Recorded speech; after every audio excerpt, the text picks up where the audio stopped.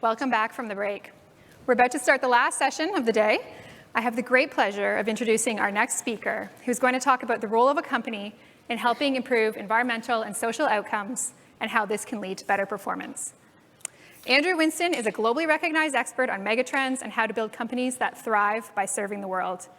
Named to Thinkers 50, which is a list of the top management thinkers in the world, he is the author of bestsellers Green to Gold, The Big Pivot, and most recently, Net Positive, How Courageous Companies Thrive by Giving More Than They Take, which he co-authored with former Unilever CEO Paul Pullman and is one of Financial Times' best business books of the year.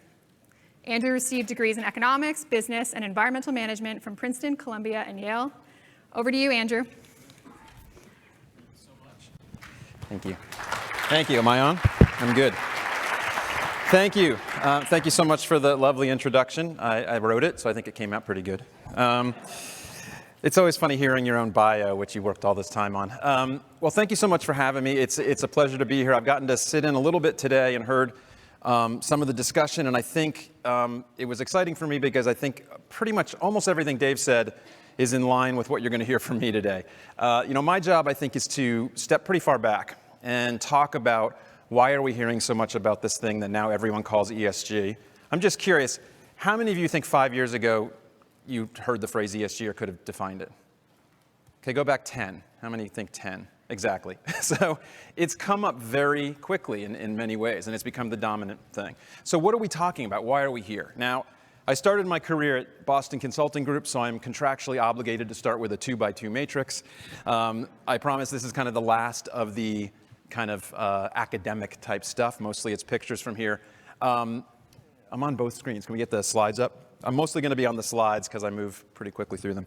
So I get asked a version of the question, does sustainability or does ESG pay? I've probably gotten that almost daily for 20 years that I've been in this field. And so I try to just kind of get to that pretty quickly.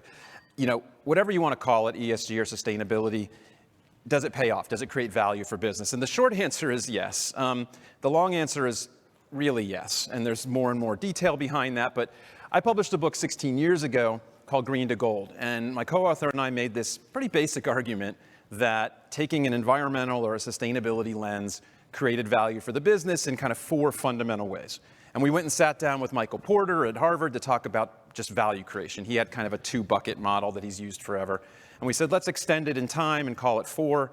And every day, companies are trying to do one of these things. They're reducing cost or risk, they're reducing the downsides, or they're driving revenue, or this kind of catch-all intangible. Now, intangible value is now about 90% of the market cap of the S&P 500. Used to be about 10%, now it's 90%. So it's not a small bucket anymore. And I could give you examples of companies that have created hundreds of millions or billions of dollars of value through kind of an environmental lens, like big companies that have huge energy use, they cut energy and waste, they save billions. Companies managing their risk, especially say in the food business, which you heard a lot about earlier. They are managing risk now from climate in their supply chain. Companies like Pure Plays on the revenue side, just driving more revenue. Or in their portfolio, BASF or IKEA, parts of their portfolio are just more sustainable. And by the way, on the revenue side, it always makes me laugh. We're talking about does ESG pay? When I looked it up right before I came up, Tesla's market cap right now is $1 trillion, which is about 4 times Toyota's and about 15 times either GM's or Ford's. So does it pay? Seems to be paying for him, and to the point where he's going to maybe buy and ruin Twitter, although ruining it is maybe a good thing. The intangible value side, companies have started to put value on what it means for the company to be pursuing sustainability and attract and retain talent. And tons of companies, they know how much it costs to retain and train people, and they know what they're getting from their sustainability work. It's keeping people around. There's value here. But all of that, just saying, hey, this is good for business, has very rapidly become kind of dated. And the conversation has broadened very fast, very, very quickly. In the last 2 to 3 years, I've seen more change in what it means to be a business, what's expected of business, than in the 20 that I've been in this. And it's this move from how do we think about the purpose of a business or what its core purpose is. And if I asked you, what is the primary purpose of business that we've been taught for 50 years, I think it's pretty clear the answer would be profit, right? Shareholder value this quarter, if not today. there's begun to be a challenge over the years to this, and you're starting to hear it from kind of interesting places. So a few years ago, the Business Roundtable in the US, which is roughly 180 CEOs of the largest companies operating in the US, they came together, they have a lobbying group, and they put out this statement about the purpose of business. And they said, for decades, we've said it's shareholder primacy above all, the Milton Friedman view of the world. But that doesn't really reflect what we do every day, the decisions we're making every day. And I think you heard that from Dave today. We are creating value for stakeholders all the time. And this kicked off a kind of extended, intense discussion of stakeholder versus shareholder capitalism. Now, I don't think many of these companies changed what they did daily because of this statement, and I've worked with many of them.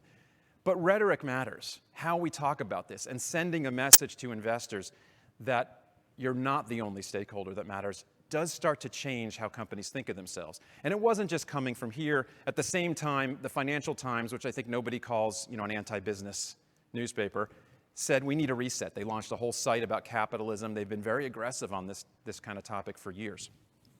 And then we walked into the pandemic. So that was the context. We were already starting to think about the role of business in society, and then the pandemic hit. And companies had to really think about their role and what were they doing? What did they do for their people, for their suppliers, for their customers? And most companies, I think, handled it pretty well. One of my favorite stories was Medtronic, the device maker. They put out the designs, they kind of publicly put out the designs for one of the ventilators they make, a portable ventilator, because there weren't enough. And that allowed Tesla and Ford and GM and others to make these ventilators, which I still find amazing because I can't imagine how you take a car line and make it a ventilator line, but they did it. This was the beginning, I think, of this broader conversation to say, what is our role in society? Who are we? Who do we serve? You heard it today, purpose. Purpose is critically important. It's become the kind of hot topic. And so now CEOs and companies have to have a stance on things that very recently they didn't.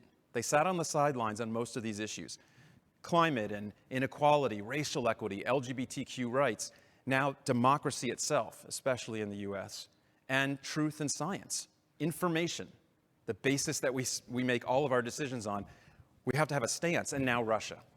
And the response on Russia was surprisingly fast to me, and I've been in this space a long time.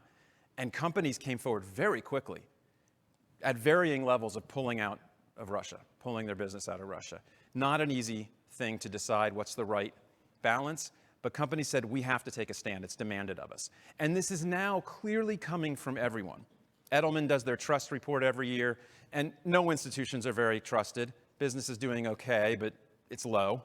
Not as low as government, but it's low.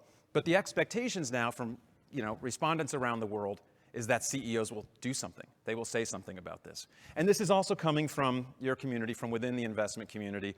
And BlackRock, obviously the world's largest asset manager, Larry Fink has been writing his letter every January to CEOs and to his investors. And that letter for 5 or 6 years is becoming progressively more aggressive and ESG focused and really about climate. And he took on, there's a backlash on ESG, which I'm sure you've seen, especially in kind of the political right in the US, that it's somehow woke, that it's a progressive agenda. And he took that on directly this year in his letter and said, this isn't woke, this is just capitalism. What he's saying is this is now how you create value. You please your stakeholders and you generate profit because you're doing that. And the reason this has come up more and more is because we're facing these enormous existential challenges, and we're in this, what the military calls a VUCA world. I mean, I think it's hard to imagine it being more volatile or more uncertain, and then every 6 or 12 months, something even bigger happens. I mean, we're in a time that is very hard to wrap our heads around. I was talking at lunch about this, that, my father-in-law is 90. He was a World War II refugee, but he was like 13. The people who would remember a world war as adults don't exist, right? We're almost in that place of you're doomed to repeat history, right? We're kind of starting that again. And in this exponential time. So it's not just volatile, it's exponential, right? You saw charts, the chart of the Dow Jones index this morning, perfect example. And that just mirrors the chart of population, the chart of energy use, emissions. It's exponential change. And this inequality topic has also changed close to exponentially. It's not that there's rich people and poor people. The system will always have that. It's that over the last 40 to 50 years, as this shareholder maximization kind of neoliberal model took over, all of the wealth and income gains went to the top 1%. All of it. They used to move in tandem, so everybody did better, but they don't now. That's a recipe for like pitchforks and huge, huge disarray in society. And the income inequality is reflected. This is US data, but it's probably not radically different in Canada. It's reflected in gender and racial inequity.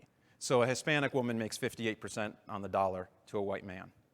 This can't continue, right? So this is a pressure that's building.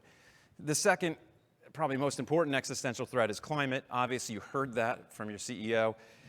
I'm not going to spend a lot of time on it. I don't really need to anymore. But I will say that if you start to put it in the financial terms that we like to get our heads around it, it's almost hard to kind of get it. Because Swiss Re has been putting numbers on this for years, and they said not long ago that if we don't start moving on carbon faster than we are, we might lose 18 to 20% of GDP over the next generation.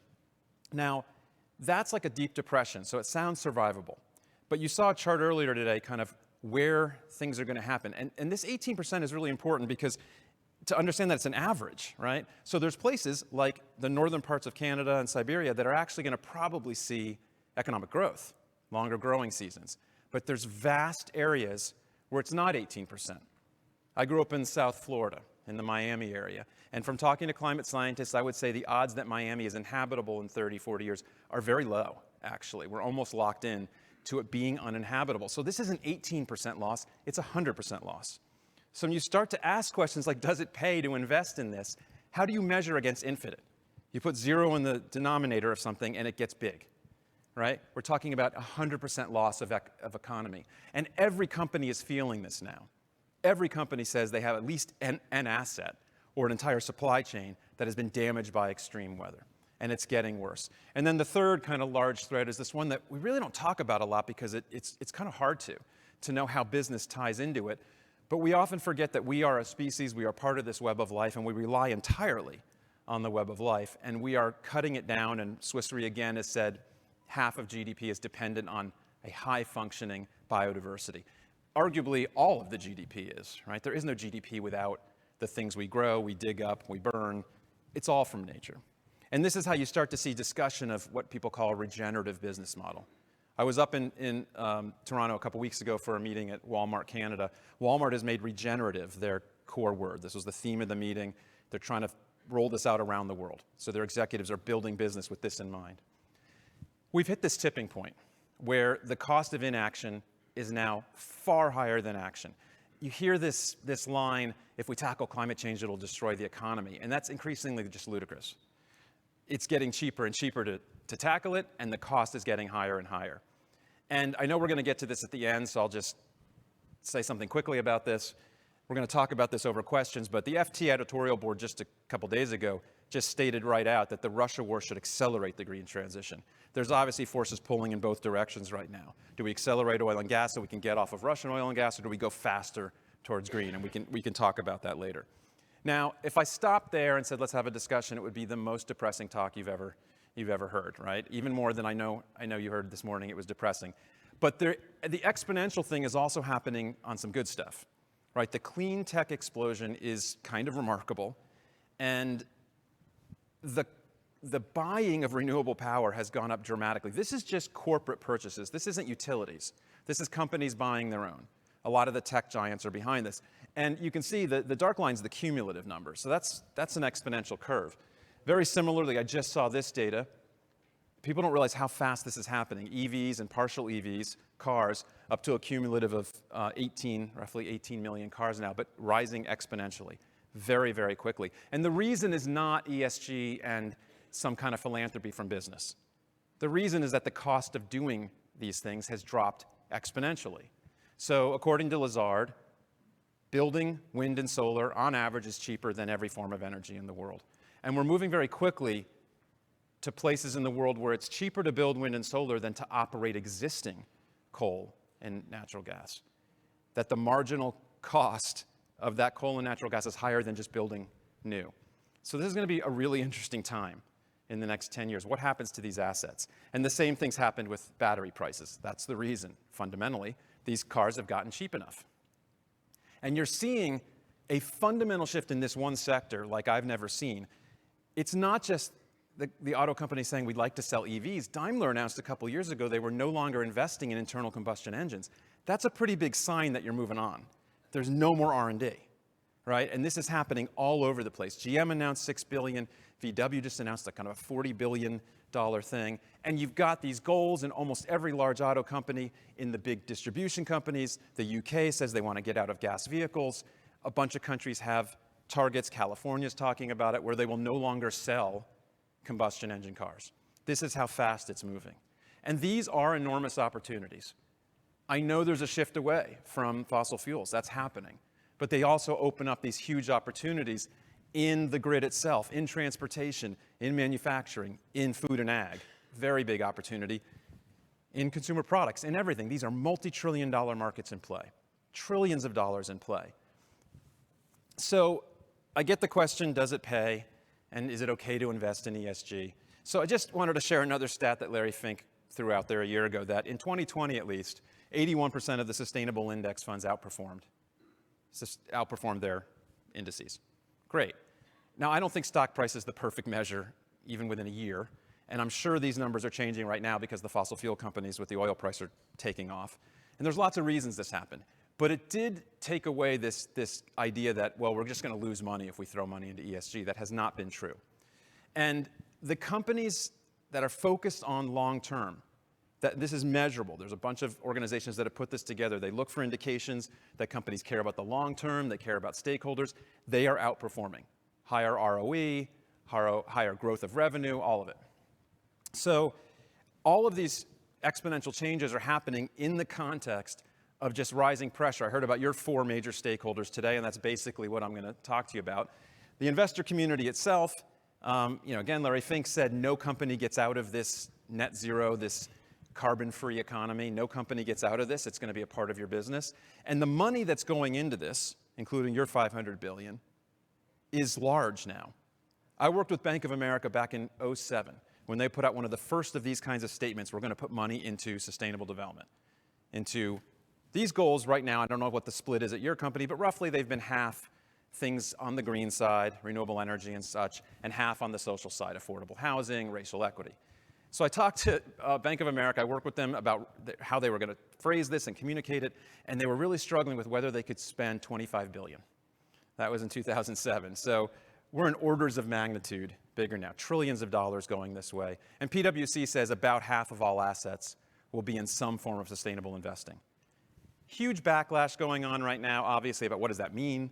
What are the definitions? There's this rush of acronyms that have come at companies over the last few years.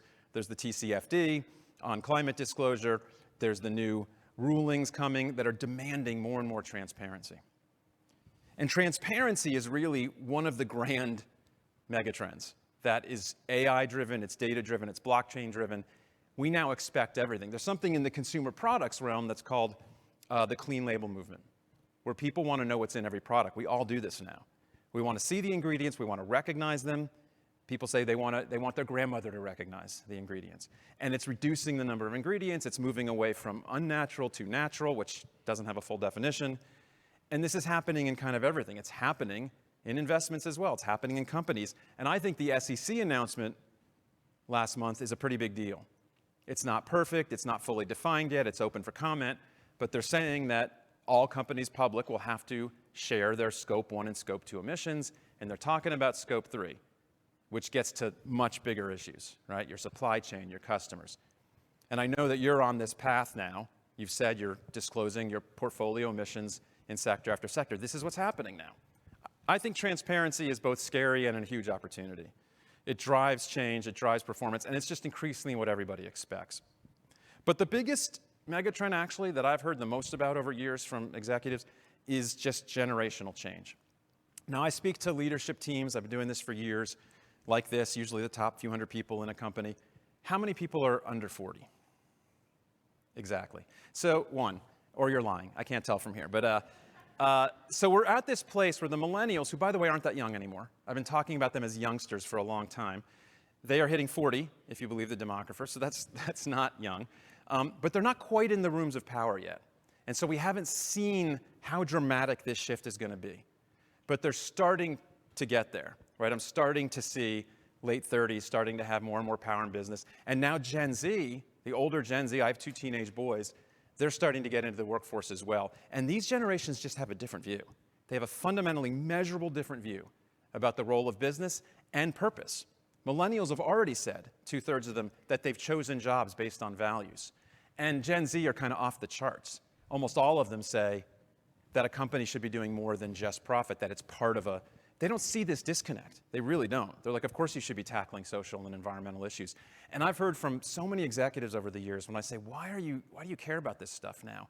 And they'll say, you know, the kids are talking, and they mean their own kid is talking to them, because your typical young boomer, older Gen Z kind of CEO has a millennial, probably, often in the basement, like in the house, talking to them, asking them questions. So, you know, what kind of companies are going to be able to attract and retain people going forward? They have to be transparent, they have to have values and purpose, and they have to be living them. They have to be consistent in what they're doing, or people will walk. There's no lifetime contract anymore. That died 30 years ago, right? My father has something, I forget what it's called, a pension, because he worked at IBM for 35 years. And when I came out of college, IBM laid off people for the first time in the early 90s. And they had guaranteed lifetime employment, right? If you wore your white shirt, and your little red tie, you had lifetime employment. And my dad's still living off his pension. He's 86 years old. He doesn't need anything else. I just can't, I mean, it's unbelievable, right? It's gone. There's no contract anymore. So these people are going to look for what they value. And they're right to. Now, the pressure on business on itself has also been growing, and I think getting more sophisticated, more elaborate, smarter. So Salesforce, and I've talked to some businesses that have had to deal with this from Salesforce.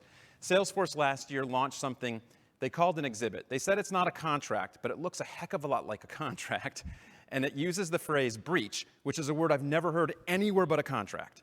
So what it says is you have to hit certain climate goals and climate targets, and if you don't, you're in breach as a supplier, and we won't pay you as much, or we'll charge you. That's pretty heavy-handed, right? That's kind of the stick. The carrot side is really interesting.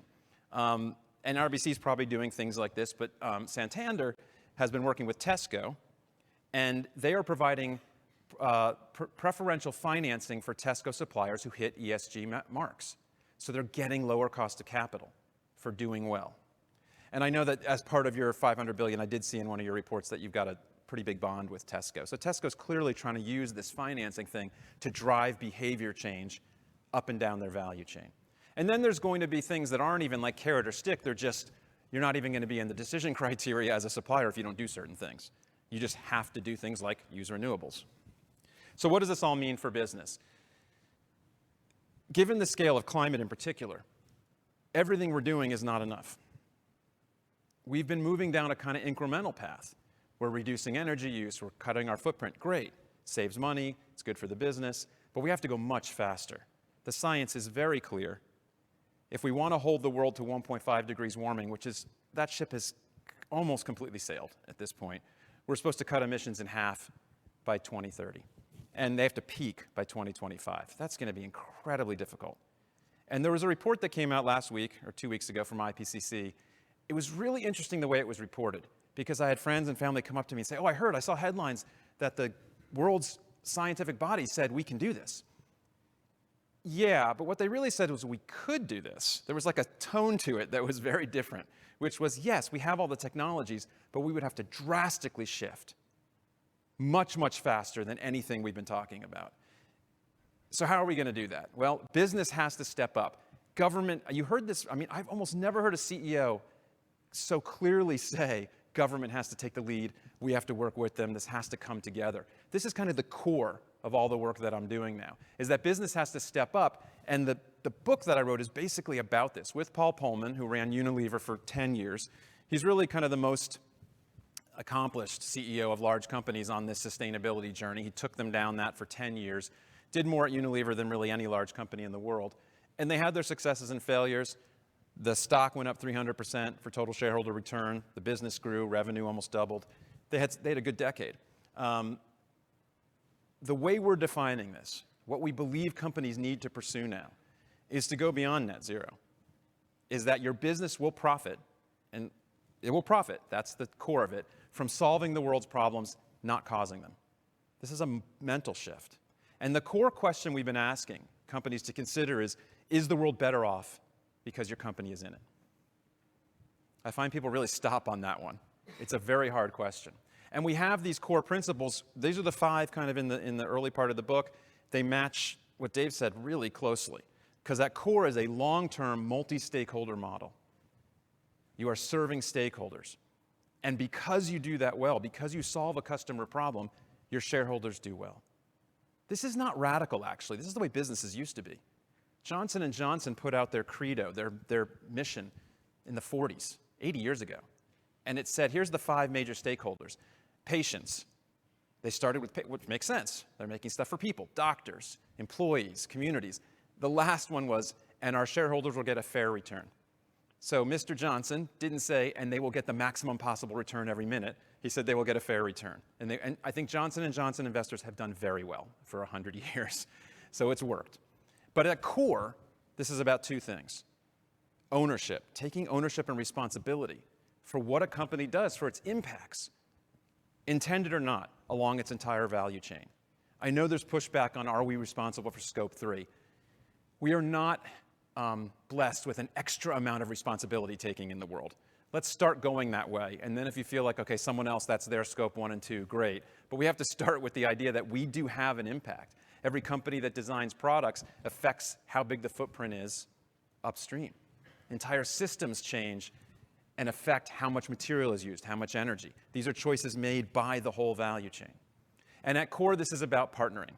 And you heard that from Dave, transformative partnering, changing systems. So when I talk about kind of expanding responsibility, we've talked about scope 1, 2, and 3 for those who aren't steeped in this stuff. Scope 1 is the energy you use on site. For a business like yours, that's negligible, right? I mean, you're not really running coal in your offices. Scope 2 is you buy from the grid. For a bank or a service business, that's the office electricity, and it might be some of your travel. And scope 3 is client emissions, some of the travel. But there's larger impacts. And what we're seeing is more and more discussion about how do you affect the world in a much deeper way. So imagine your whole sector. How do we come together as a sector and look at our impacts as a whole? There's a whole realm of policy, and that's what Dave was talking about.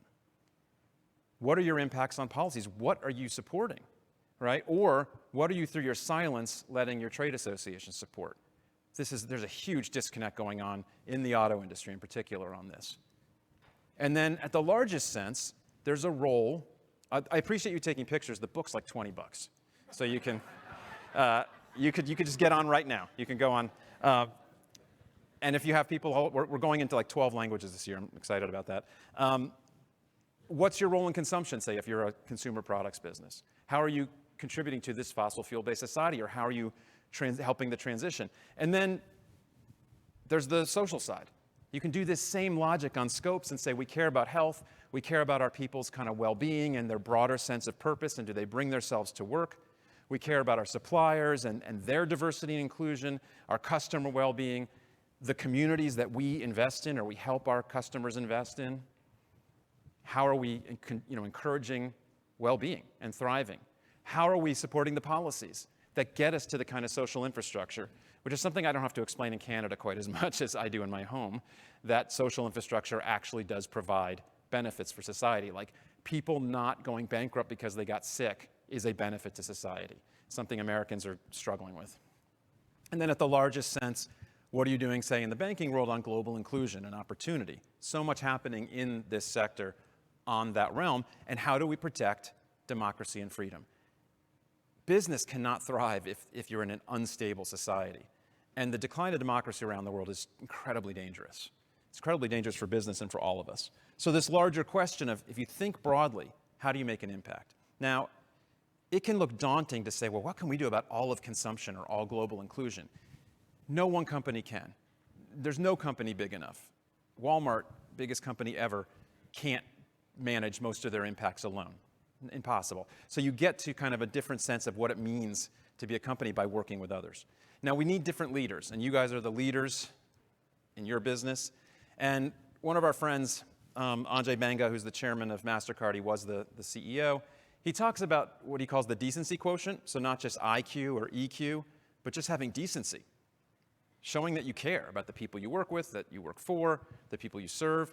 And part of the kind of underlying theme in the book that people have come to me that have read it said, I didn't really think about how much humanity we've kind of lost in business. Like we use the word love in there somewhere about business, and that we need to bring humanity back. We kind of squeezed it all out, and that really wasn't for anybody's benefit. And so the principles of the kind of leader that we need now is at core courageous. It takes courage, actually, to put yourself out there to say we need these partnerships. It takes humility and empathy to say we have these big problems, we don't know how to solve them alone. Help us. To talk to your critics, to sit down with Rand. Courageous and patience and all sorts of things you need for that. But this is what happens today. You have to come at this with kind of your own personal sense of purpose. It starts with yourself. What do you care about? Do you look at these giant problems and care and think we can do something about it? And then you move to organizational purpose and you kind of build from there.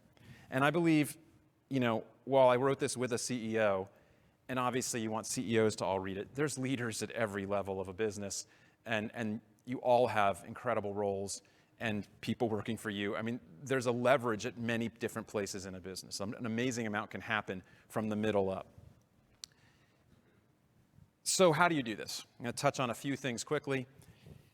Purpose is at the core. You heard that today. Unilever had a little bit of an advantage. They started in the 1870s, and they had a purpose to make cleanliness and health commonplace and reduce the work for women. It was a very kind of 1870s thing. And they had a couple brands of soap that are still around today.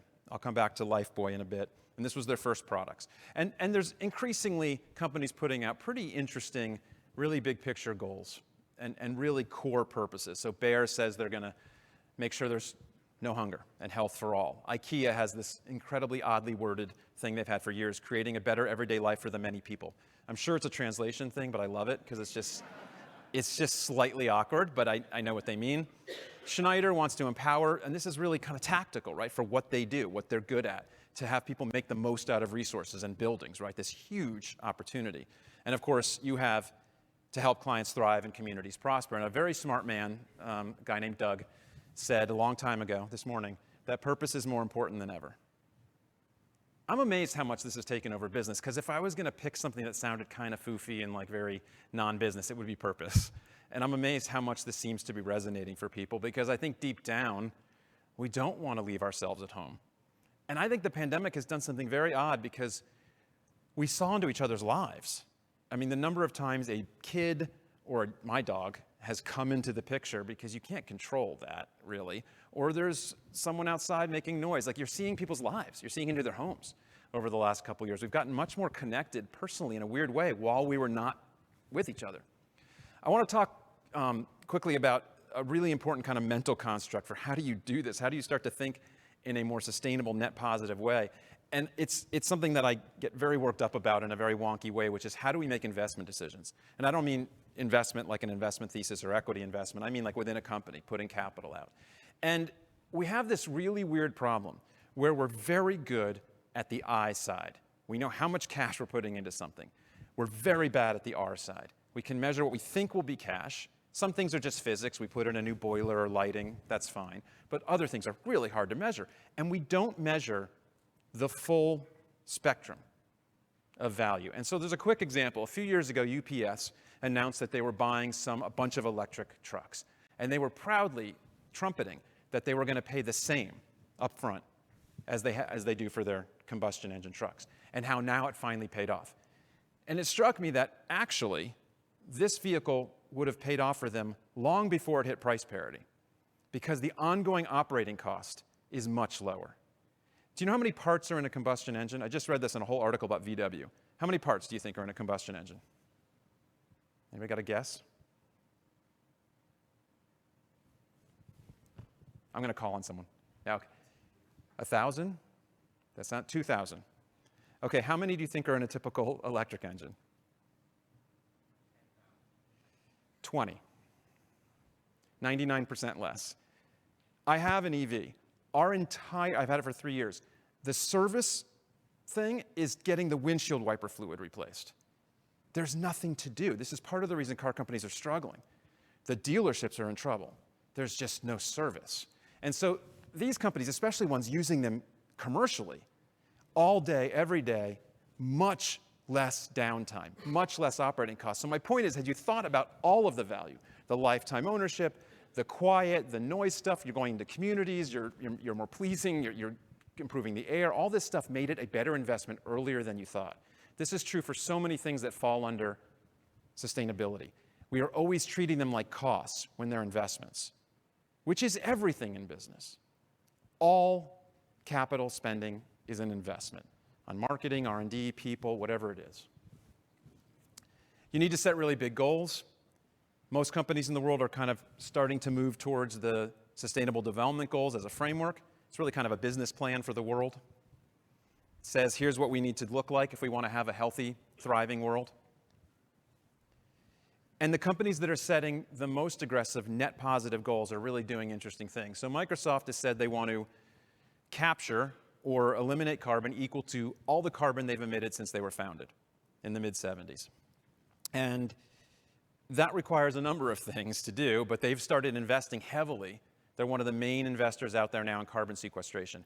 Incredibly expensive business. It's easy to go, that can't possibly ever work. Everything's expensive in the first ton. We need to get to billions of tons. And by the way, the scientific community, the IPCC, all of the plans you've seen for us, if we cut emissions in half by 2030, get rid of them by 2050, those scenarios assume massive amounts of sequestration in the latter half of the century. So we do have to start investing in this and get to scale over the next 10, 20 years. None of those scenarios think we will get there without sequestration. We're going to overshoot, even at 0 by 2050, and then need to suck it back up. And so there's massive investment, and this is part of where, as you guys probably are figuring out, this is part of where fossil fuel companies are starting to go. Occidental has made it one of their kind of big statements that they're going to be the sequestration guys. And Google, similar goals to Microsoft, but has an interesting one. They want by 2030 to be what they call 24/7 renewable powered. So these are all Google facilities, by the way. They're one of the biggest buyers of renewables in the world. They want to power only with renewable electrons. So what that means is huge on-site, massive storage, and then if they do still plug into the grid has to change. And that's where you get into systems change. You have to work with the utility, you have to work with other people on the grid, you have to try to change the whole grid. That's what they're starting to do.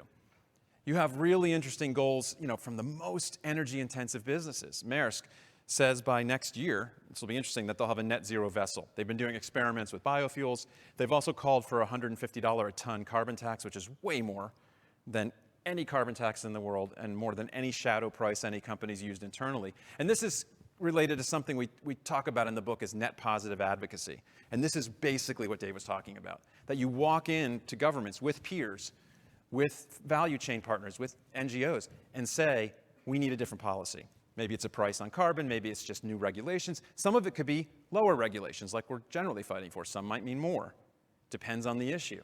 But you go in and say, how do we solve this problem as a group? What's the policy that we need to do that? Walmart has become this kind of regenerative-focused company. They've said they're going to save 50 million acres of land. They want to build a regenerative company. That's the kind of goal they've set, and they're very serious about it. The change I've seen in goals over the last few years that's been really interesting, because I have a database online, it's a public database, it's called pivotgoals.com, has the goals of the 200 largest companies in the world, the ESG goals. We've been tracking it for 9 years.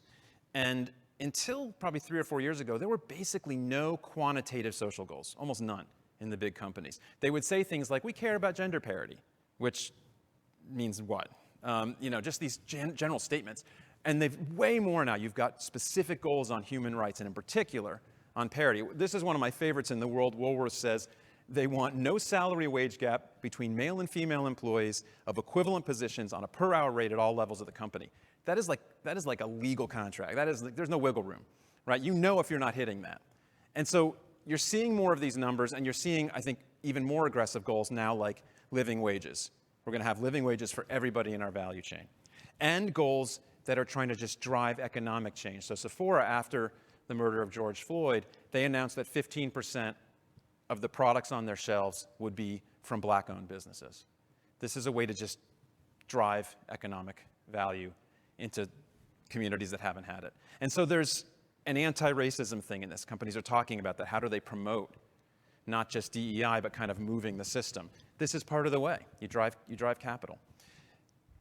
That's all this work that happens inside. And it really does prepare you for these partnerships. And I quoted this from the AGM speech that Dave gave a couple weeks ago. He almost said this word for word this morning, so I didn't have to change it. That markets can't solve it alone. Again, for like a capitalist, that's wild. I've heard very little of that in many years. That we need to work together in the ways that the things we do best. I think that's great, because that actually acknowledges that government does some things well. They're the only ones who can price externalities, really, which is the main flaw we have in our system. Nobody else can really do that. And drive some amount of risk-taking and innovation and entrepreneurship. All of that makes sense.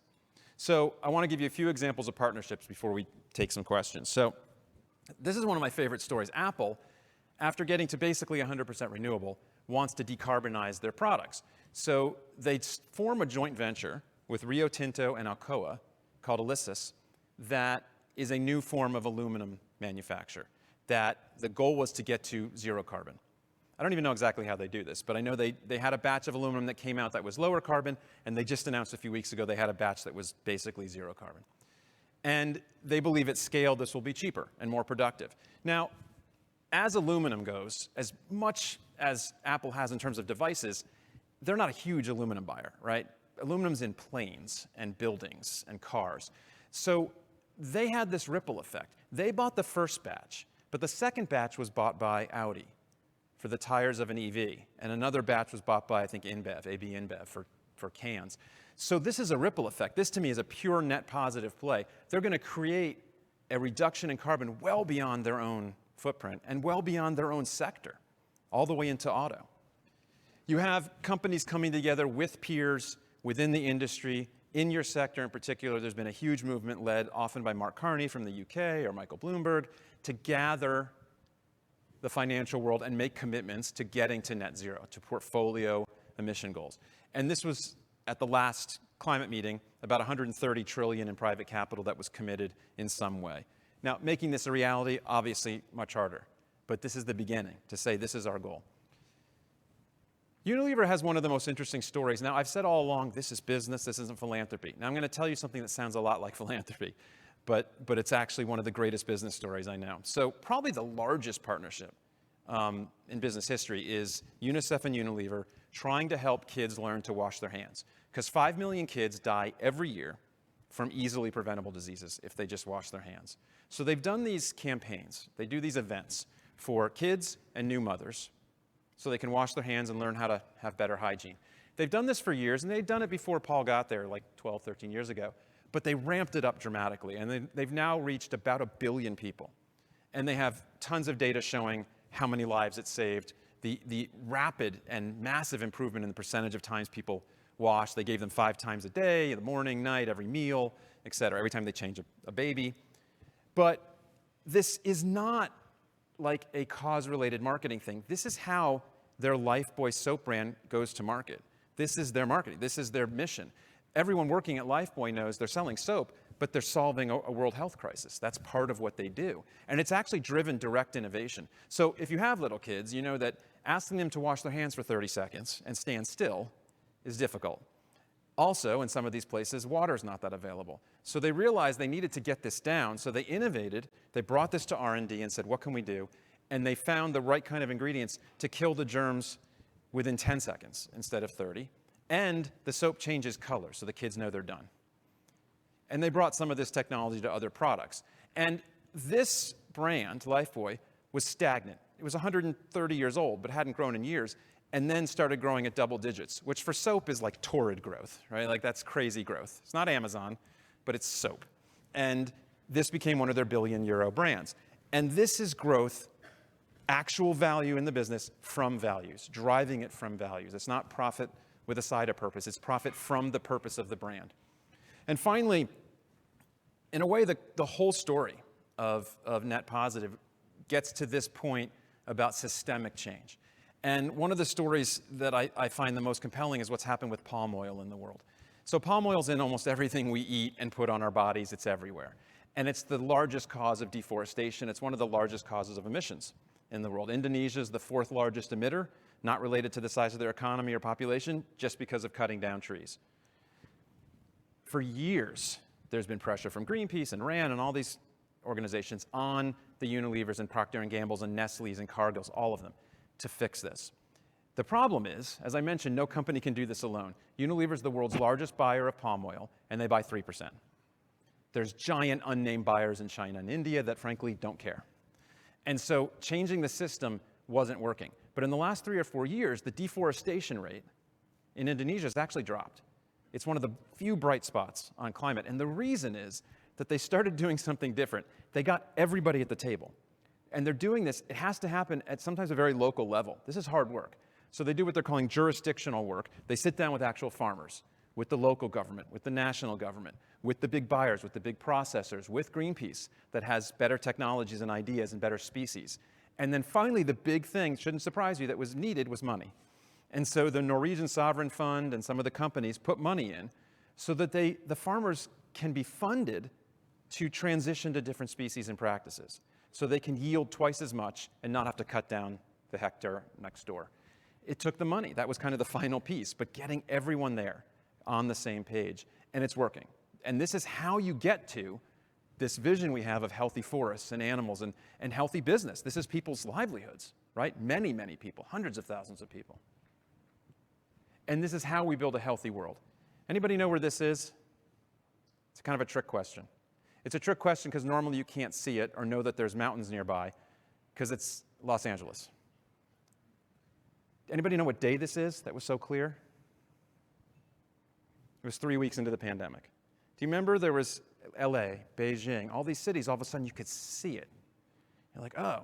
Now this is a horrible way to get there. A global pandemic that shuts everything down. But it did something really interesting.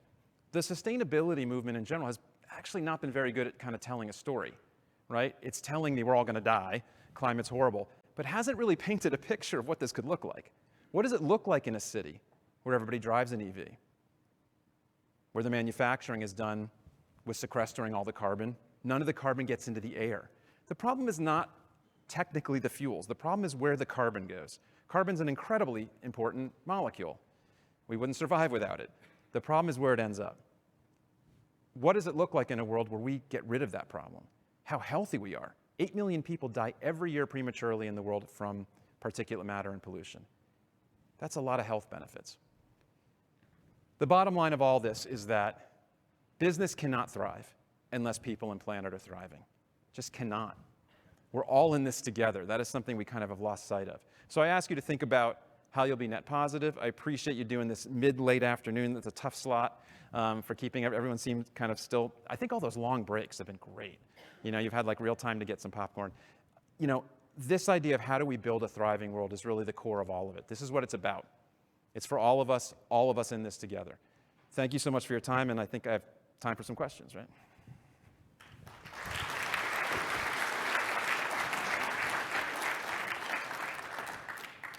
So just a reminder that Slido's open, so if you want to put any questions in. So we have to get started with a quick correction. Yeah. Mark Carney, he's Canadian and spent a little bit of time in the that's UK. True. No, he was the UK. I know that. He's the Bank of England head, but for some reason is not English. I never actually understood that, but how he He's a ended good up friend there. of Doug, so I had to make that correction. So you teased a little bit in your presentation about the energy security. So why don't we start there and talk a little bit about that? We know from Dave this morning, financial institutions are, you know, in the crosshairs of climate change. It's important for us to take a leadership role, and RBC is aspiring to do that. Right. We've also seen, with the Russian invasion of Ukraine, energy security issues laid bare. So how are we supposed to think about this going forward? And I know that you put up a slide that said that, you know, the Russian invasion is actually suggesting we need to act faster on the green transition. Right. And I've heard the opposite, where people are saying that this is actually going to slow us down. Well, there's interesting how you phrased it, like that we need to go faster can be true and it's slowing us down. It can be both of those, right? It is both of those right now. I would just point out, if you go back like 10 years, and I guess 10 years, when was Fukushima? 13, 12, something like that? Yeah. Post-Fukushima, Germany goes into this rapid shutdown of nuclear, right? Also because of climate and economics is shutting down coal. That leaves them completely dependent on natural gas and even some old coal. That's not very secure. So if you want us to take a secure perspective, it would have been a lot better if we stepped back a little bit to say, okay, let's move to as much renewables as we can, keep the nuclear going, and start to ramp down how much we buy from Putin, right? That would have been the smart thing, but we kind of just, I think in Europe and even here, just kept hoping that it wouldn't be a problem. So I just think from a security perspective, I don't see how having a larger oil and gas sector is going to help, because this is a global commodity, right? It funds Putin and other petrodictators. The only way you defund them is you take the resource away. So, I mean, I'm not a geopolitical expert, but I just don't understand how getting more fossil fuels is actually going to help with that situation in the long run. We have a problem also that, as you know, like, we could open up leases, we could build the Keystone Pipeline, we could do all of it. What's that going to do for short term?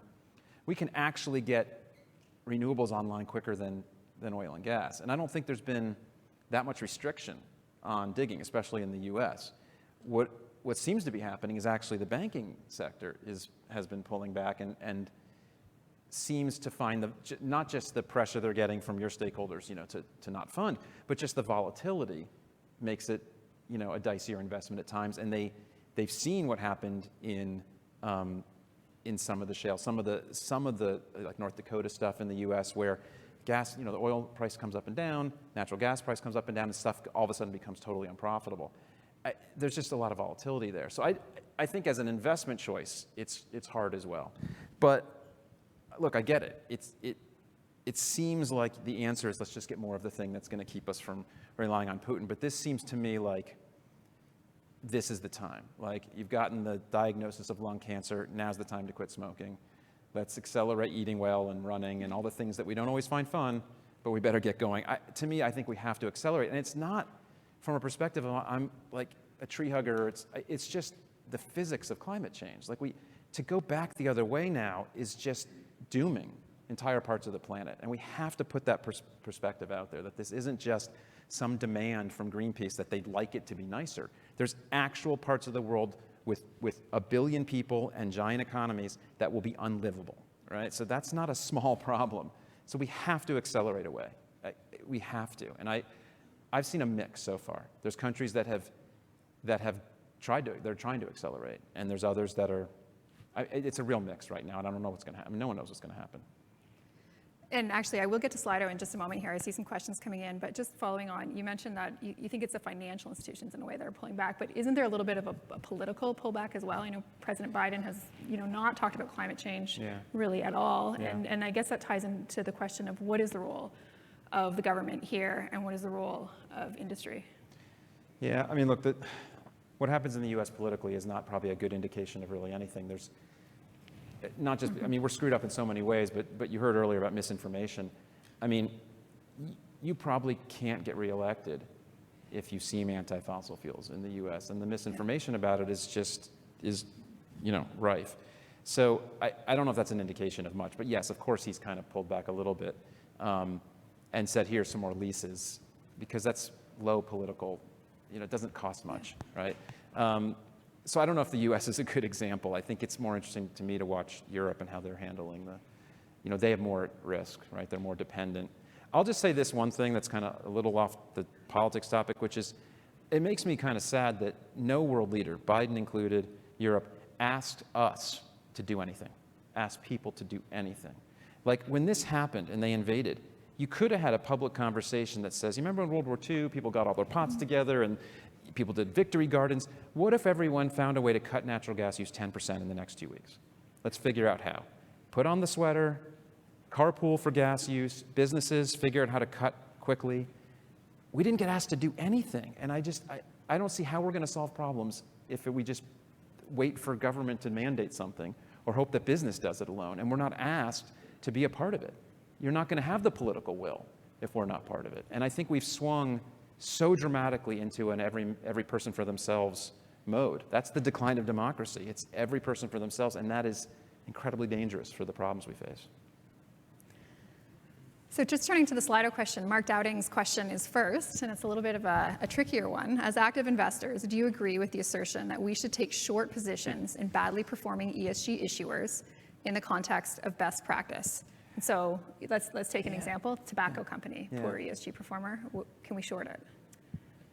Well, I guess we talked about this before. I guess I'm wondering, the question it begs the question: are you saying that shorting is inherently immoral? Like, are you taking a position that you hope for the end or destruction of a particular industry? So I'm not sure why that's any different than like an ESG question, just kind of a morality question about investing. But yeah, if you're betting that part of the world that probably needs to decrease for our health and seems to be heading down, you're betting that it's going down. I don't know why. That doesn't strike me as inherently wrong. But I mean, I don't know. You heard it here, Mark. Go ahead. I mean, I'd love to hear your take. How many people think that ESG means you shouldn't short? How many people? Anybody? 0? Okay, I guess we won. All right, that's it. Well, I think historically it was viewed as being a little bit offside to short. Well, like I said, I told you before, I've worked with Caesars Entertainment for years on their advisory board, and people say, how can you do that? That's not sustainable. I don't know. Gambling's an adult choice. I feel like the screening isn't really the point, right? It's the outcomes, and it's what's happening to actual emissions, actual use of water, actual human rights issues, and a lot of companies have a role to play in that. There's a small few that I think should not be supported and invested in, and that's not just really based on what they make or do. It's partly their role in history, the ones who undermine science for decades, like Exxon. I think they're problematic morally, and shouldn't be supported. Okay, next question is thoughts on nuclear fusion. Is this the Holy Grail? It's been the Holy Grail and right around the corner for like 50 years, as far as I know. I think it's always like 20, 30 years away. If we could get it, sure. I mean, I have no idea how close we are to that. But the larger question on nuclear, like I said, I think Germany should have kept them open. I don't believe we should be shutting down nuclear. I mean, in a theoretical world, would I choose to have an energy source where there's a waste product that lasts 10,000 years? No. I mean, it's not the best thing to do to your descendants. But in this world of triage and climate change, I'll take nuclear, I'll take a pile of lithium batteries from cars, I'll take all of that over climate change, right? These are innovation problems to be fixed, right? What do we do with nuclear waste? What do we do with some of these end of life of these products that we don't have a solution for? So I think nuclear, I don't think we should build more just because the economics of it, it's incredibly expensive. But I think we should keep them going as long as we can. So one's just come up to the top now that's new. It's trending up, so we'll go with that one. Ideas that you might have to address the inclusivity of a transition to net zero. I mean, that's a big question. What are your thoughts on that? Yeah, look, I mean, this is why the just transition matters. It's not just that it's the right thing to do. It's going back to that, we're all in this together.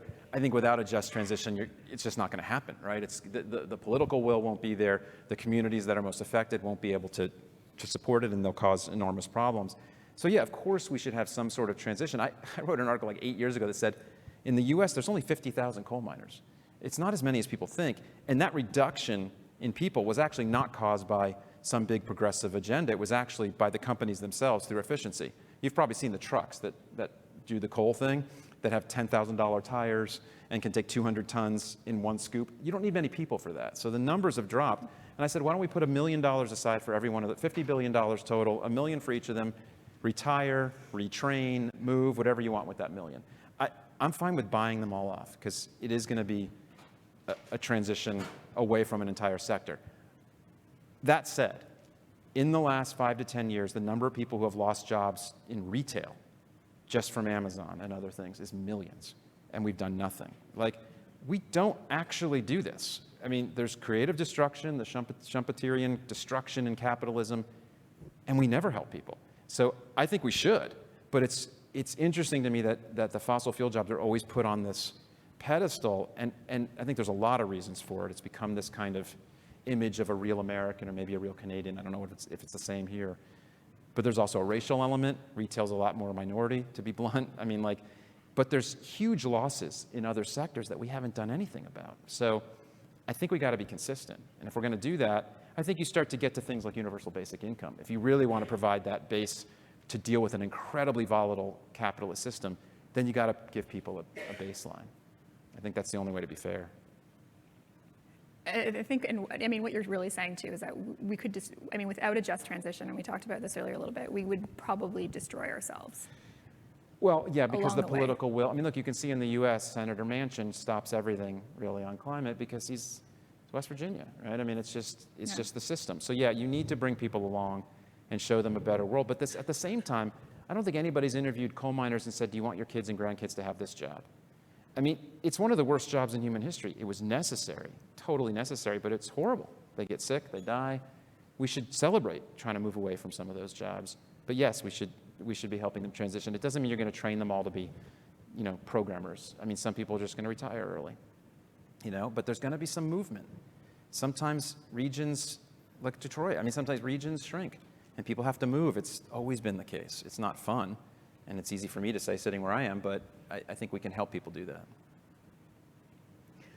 Okay, the next question that's sort of trending up to the top, and we talked about Amazon just a moment ago. So, when does convenience and immediacy provided by the likes of Amazon hit a tipping point? We certainly saw this during the pandemic with all the Amazon orders. Look, it's been amazing that we can order everything. Let's just say a quick word of thanks to the essential workers who we argue about paying a living wage to, who actually made it possible for all us knowledge workers to sit on our computers and order everything. And Amazon stepped into the void and all of that. But Amazon was heading to this point, they still are, where they want to have a drone, they want to deliver something in an hour. If I need my toothpaste that badly, something went really wrong. I don't get the 1 hour, I don't get why we're getting to that level. It is almost like a fetishization of response time and customer service.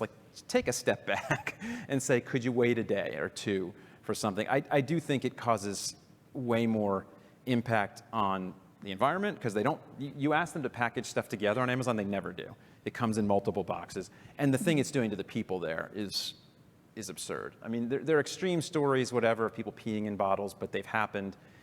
And you have this problem in a lot of the kind of low wage sector where there's people who are on food stamps or people who need another job, even with a full-time job. So it has driven a treatment of people that I think is just not worth it for our gain of convenience. The marginal gain on that just seems unnecessary. So you see I hide my opinions, really.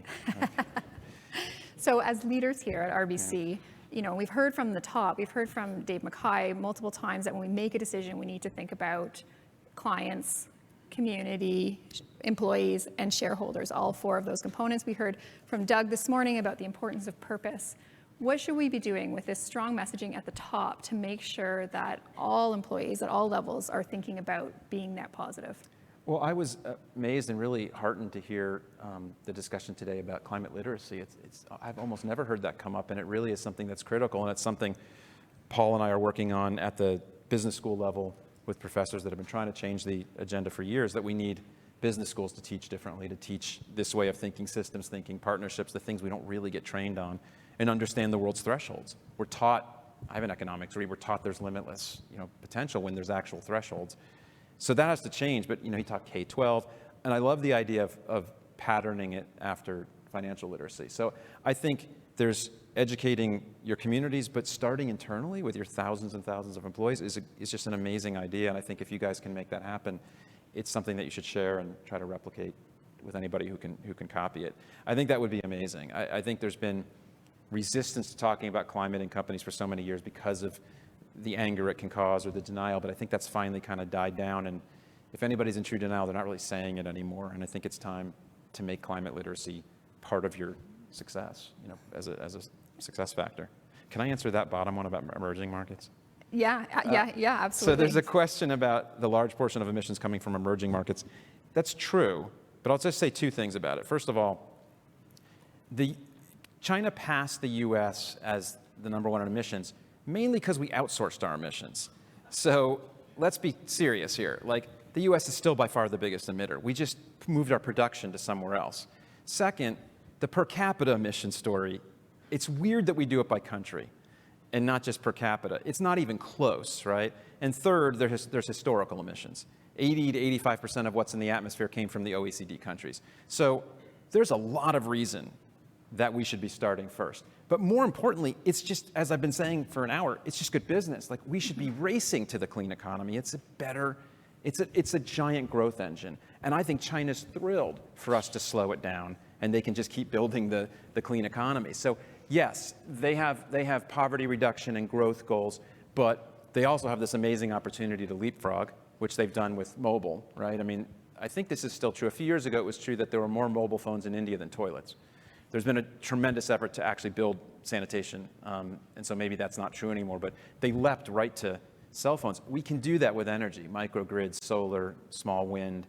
I think we're going to be able to tackle energy poverty and do it in a clean way. But yes, there needs to be a growth of consumption, energy and all kinds in the parts of the world where there's 2-3 billion people that have almost nothing. And we're going to have to bring them out of poverty so there's sufficiency for all. And there's just a larger question on growth and consumption that I think we have to have a very hard conversation about in the US and in the Western world. And I'll just kind of leave you with this quote we have in the book from Gandhi, which sounds, again, foofy, but that the rich must live simply so the poor can simply live. I think we talked about factfulness earlier. The billion at the top, tier one, have to have a hard look in the mirror about our consumption levels so that other people can actually thrive. And I think we're having that. I think millennials and Gen Z are having that. They want simplicity. They want to use less stuff, secondhand clothes, all of it. I think they're just starting down that path, and we better catch up. Yeah. Well, we're out of time, so Okay. thank you very much, Andrew, for coming today. We're a purpose-driven company, but we have a lot that we can learn, and we have a lot to think about. So thanks for your insights. Thank you. Thanks for having me. Thank you. And Doug, you're coming back up.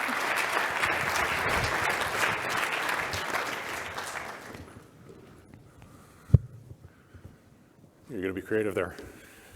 Thanks a lot. That was great. Thank you.